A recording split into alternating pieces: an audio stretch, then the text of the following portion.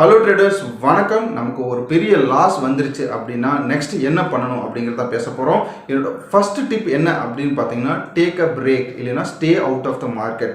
அதாவது நீங்கள் over trading பண்ணுனேன், நான் வந்து என்னோட மணியை வந்து ரெக்கவர் பண்ண போகிறேன் அப்படின்னு சொல்லிட்டு ஓவர் ட்ரேடிங் பண்ணிங்கன்னா டெஃபினட்டாக அதுவும் லாஸில் தான் முடிய வாய்ப்பு இருக்குது. நிறைய நீங்கள் வந்து பணத்தை தொலைக்கிற வாய்ப்பு நிறையவே இருக்குது. ஸோ அதனால் டேக் அ பிரேக் அப்படிங்கிறது வந்து ரொம்ப ரொம்ப இம்பார்ட்டன்ட். நீங்கள் நார்மலாக ஒரு பெரிய லாஸுக்கு அப்புறம் எப்படி ஃபீல் பண்ணுவீங்க அப்படின்னா, நான் ஏன் இந்த ட்ரேட் எடுத்தேன், நான் ஏன் இதை பண்ணல, நான் ஏன் அதை பண்ணல அப்படின்னு சொல்லிட்டு நீங்கள் எமோஷனலாக ரொம்ப ரொம்ப வீக்காக இருப்பீங்க.